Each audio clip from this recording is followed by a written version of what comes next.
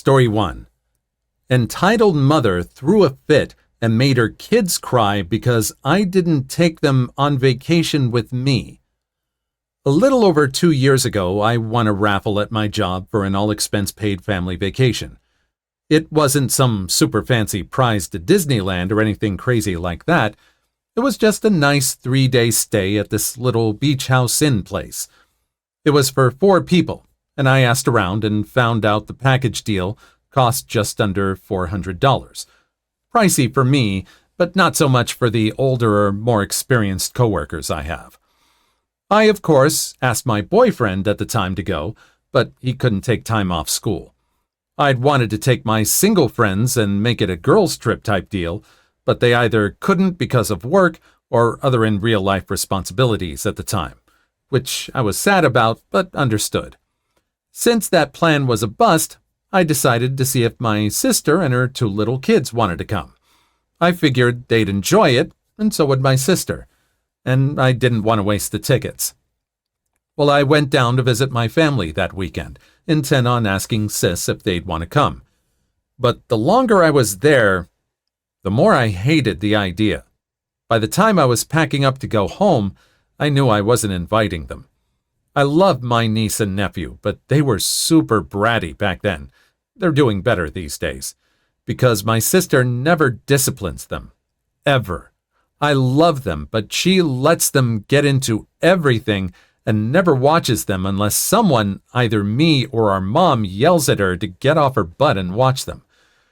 Visiting is always a chore because I end up watching them to give our mom a break. It's pathetic. And like every time I visit, my sis dumped them on me the entire time, like usual.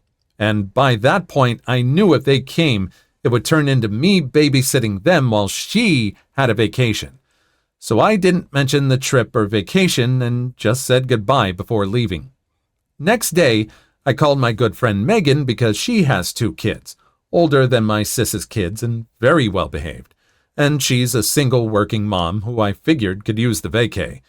I asked if she would be free for XYZ days, and she was like, yeah.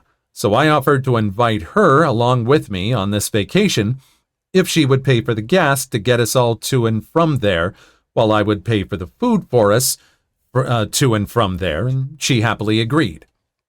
We went and had a blast. I got a pretty good tan. We ate lots of buffet food, swam at the beach, and did fun family, kid-friendly type activities all weekend before coming back. Her kids are super sweet, and it didn't feel like I was babysitting at all, even when I was helping Megan with them. After I got home, I posted some pics I took, nothing in your face, just a couple cute ones of me and us on the beach, and before lunch even rolled around on my first day back at work, Sis was blowing up my phone. I knew ignoring her calls would just prolong the inevitable, so I answered. I barely got past, hey, before she was asking me how the hell I could afford a vacation. I told her it was a raffle prize. She asked who won, me or my friend. And I said, me. I don't enjoy lying. It stresses me out. She proceeded to flip her lid, demanding to know why I hadn't invited her. I was honest and said because I didn't want to end up babysitting her kids for my entire vacation. She got mad and called me an a-hole, then said I knew she needed a vacation, and then hung up on me before I could reply. I just sighed and continued working. Later, while I was leaving work, our mom called me asking me why I'd promised my niece and nephew I'd take them on vacation. I said I never told them I would. I hadn't even spoken to them since the last time I visited. Turns out, Sis told them we were all supposed to go on a beach vacation together, but I ruined it and now they didn't get to go. So my niece and nephew sobbed all day. It took our mom ages to get them to stop crying long enough to explain what was wrong. I told my mom my side, and she said I was meant to not invite Sis, niece, and nephew. But she dropped it after I said I told her I didn't invite them because I didn't feel like babysitting my whole vacation. Mom also tore into Sis for lying to her and also hurting her kids' feelings like that. Getting their hopes up about a vacation and then dashing them by saying I ruined it and they couldn't go. I wasn't there, but Mom said Sis threw a huge fit and basically trashed me all afternoon. The only thing I really felt bad about was my sister getting niece and nephew's hopes up like that. That's the exact reason I never said anything to them. But to cheer them up, I took them the next weekend to a kid's play place. They're always on their best behavior with me, because they know I don't play like their mom, and I will turn my car around and take them home if they're bratty when they're with me. So they got to eat pizza, play games, climb this huge indoor jungle gym thing, and even ride a couple of kiddie rides. I also sat down with them while they ate and explained that the trip I went on was for me and my friend, and they wouldn't have liked it because it got so hot and sweaty. They handled it very well. No tears or anything. Great. Sounds like you got the situation handled. And the way the sister treated everything by lying to the kids to try and guilt trip this person was just proof that it wouldn't have been a good time if she had taken Sis and the niece and nephew on a trip. And I don't know, do you think it was something that the sis did to get this woman to take the niece and nephew to this little trip to the play place? Was it a long con? Or do you think she was smart enough to think that far ahead? Let me know. Story 2. Was forced to do a task. Got my entire chain of command fired. Ooh, love the title. Let's see the story. I've been serving in a certain military branch for 5 years, and I'm nearing the end of my contract. So the give a care is completely gone. I'm in charge of inventory of specific pieces of equipment. Smaller pieces that are used by many people at my job. From time to time, these pieces disappear. Most of the time, that just means they're misplaced. But we just got out of a certain period where we had many hired contractors at our job that tend to take things. Now, every once in a while, we conduct an inventory of these pieces of equipment for accountability reasons. When we lose these things, it looks very bad on my work. More specifically, bad for my bosses. So I prepared the inventory and was startled by the amount of missing pieces. I did everything I needed to do and presented the inventory to my boss. He didn't believe we had so many pieces missing and asked for me to inventory them again. So I did, got the same number, and put the inventory in his inbox. A few months go by and I get the same thing. There can't be that many. Do another one. So I'm very compliant and do it again and again and again. This gets dragged on over a year, and I'm starting to notice something. My boss is about to leave soon, and he is deliberately pushing this off to the next guy to cover himself. So last week, I was sleeping since I work nights, and I woke up. My boss tells me I have to do a specific survey with my coworkers that will get sent up to the head honcho. This survey allows the small guy to have a voice directly to the top. I tell him that I have the night watch, but he doesn't care and demands I go and do this survey. Fine. Before the survey starts, our boss tells us that we need to be completely honest, and all these surveys are anonymous. Rad. I wrote down what had been happening with the inventory and directed where they could find the documentation of the done inventories. Fast forward to yesterday. All my bosses are fired, and now I'm reporting to new people who are now fixing the issues with the inventory. Perfect. It got taken care of. Funny that the military is handling things a lot better than the usual typical job. Don't you wish most jobs had a place or a survey that went directly to the big bosses where you could just really let them know what's going on and possibly have something actually be done to take care of it? Story 3. Halloween entitled mother sees porch light off, ring my bell over and over when I don't have candy. I am a migraine sufferer, and they pop up at the worst possible times. One Halloween a few years ago, I had a terrible one and had to ditch the idea of answering the door for trick-or-treaters. Since I was so sensitive to light and noise, I turned off our porch light, other house lights, and went to bed. As soon as it got dark, it started. My doorbell ringing over and over, even though there were no lights on in the house. Every time it happened, my dogs would go nuts, making even more noise and making me hurt even more. I ignored it for as long as I could, but when someone leaned on the doorbell and rang it over and over and over again, I finally flew out of bed and ripped the door open, ready to go off. I expected a kid to be the one ringing the bell, but it was Karen. Behind her were two little kids, dressed adorably, holding pillowcases. Me. What the frack, lady? Porch light off is the international sign for no candy. Karen acts as if she's unearthed an amazing secret. I knew you were home. She shops the little kids up to me, and they yell out trick or treat and thrust their pillowcases at me. I had a huge bag of candy in the kitchen, but I was so upset I totally forgot about it. Girls, I'm sorry, but I don't have any candy. That's why my porch light was off. To Karen, I say, I don't feel well. I purposely turned off my lights so that I wouldn't be disturbed by children tonight. You should not be knocking on doors with no lights on. Karen, it's Halloween. Surely you can suck it up for a few hours and do something that makes children smile. How can you not have any candy? I'm sure you have something in your kitchen you can give them. My head is throbbing. I can't believe this woman. Something? In my kitchen? Karen, yeah, what else do you have that you can give them since you weren't prepared? The kids can sense that I'm frustrated and angry.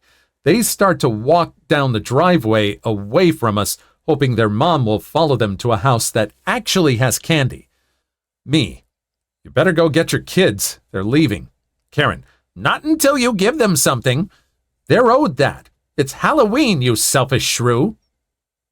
She calls them to come back to the porch. They reluctantly wander closer. Me, okay, fine. I got a bottle of ketchup or a box of noodles? How about a frozen burrito or a pack of oatmeal? Does that fit your criteria?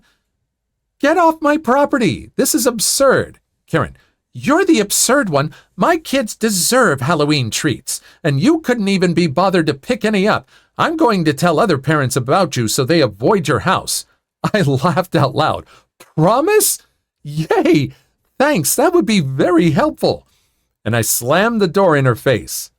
I did feel bad for the kiddos. They got an awful mom. My kids deserve candy?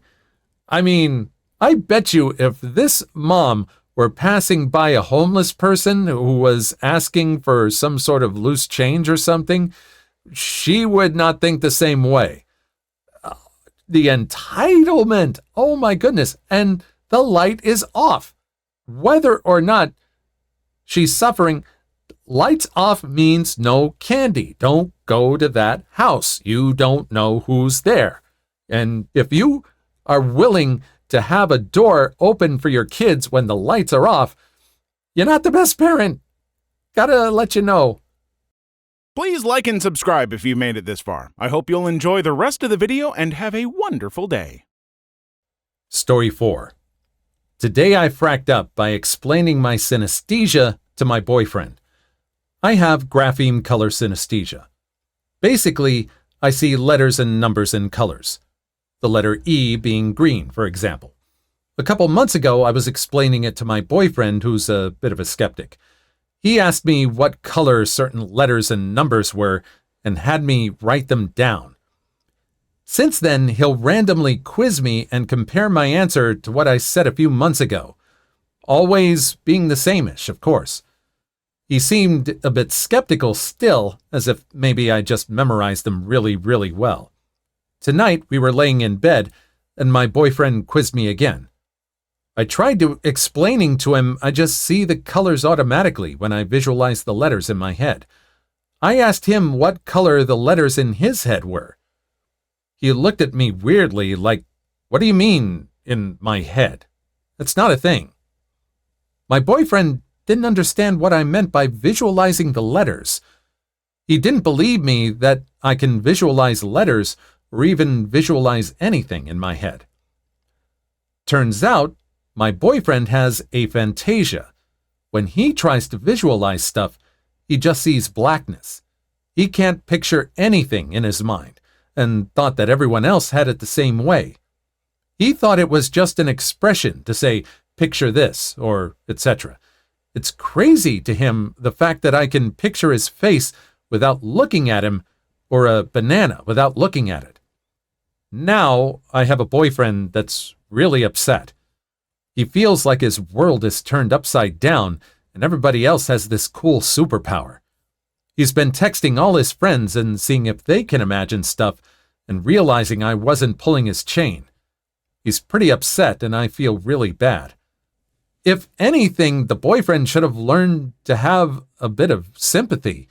I mean, he discovered that he has this way of thinking that not everybody has, and then he finds out that his girlfriend has a way of thinking that not everybody does, and so should realize that everybody's different and deserving of some respect or some patience or a little leeway and everything. But now he's just really upset. I think he's just internalizing it and making it a little too personal. Story 5. Am I the a-hole for telling mother-in-law she was unalive to me after she showed up in labor and delivery without my mother? For the past 3 months, it's been a very well-known plan that when I, 30 female, went into labor, my husband was going to drive me to the hospital, and my mother-in-law was going to pick up my mother, my kids, and my grandmother, all from one house. Both my mother-in-law and my mom were supposed to be in the delivery room. My gram was to watch my 2 kids in the waiting room. Everyone else was in agreement with the plan. Now, my husband and I have 2 sons already, and for both births, my mother was present.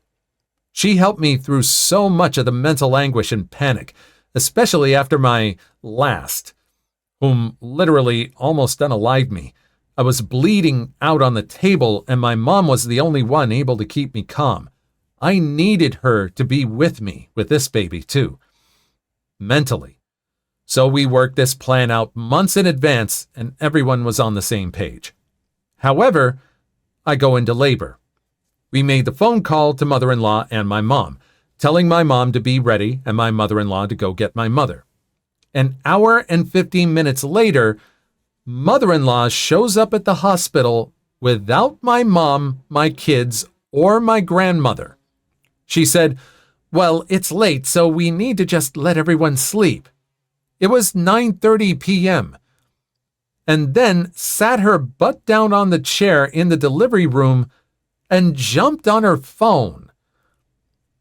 I told her in a ticked-off tone to go get my mom. That was the plan. I needed my mom, etc., etc., and she just wouldn't. At one point, saying that she didn't feel up to driving that much. My mom lives 20 minutes from her house, an hour away. So I told her to get the hell out of the room and that she was unalive to me. The amount of resentment and disgust that I felt towards her at that moment is honestly not something I feel I will overcome anytime soon. She was ticked, saying that my mom got to experience 2 births already and how she didn't do anything wrong and she was just being respectful of people's sleep, and where she wasn't leaving, she was actually escorted out. Now, my mom was able to make it to the hospital literally just as I was giving birth. My kids and my grandmother weren't able to make it, which bothers me a great deal. We promised our kids they would be the first to meet the sister outside of us and Grandma. I cannot forgive my mother-in-law for this at all. I honestly feel like I hate her with every fiber of my being, but I'm being told I'm taking this too far and that it wasn't that big a deal. Am I the a-hole? I mean, people knew that the mother was there for this person's births before. And I think she stressed out that she needs to be there and the mom needs to be there. How about what the mom reacted to? Do you think she was kind of ticked that she wasn't woken up? Let people sleep? Babies don't respect sleep. And she is going to do everything. And the mom is going to want to be there no matter what. All right? Maybe saying that she's unalive to you might be going a bit too far, but why is this mother-in-law going up against a pregnant woman who's going to scream her head off anyways?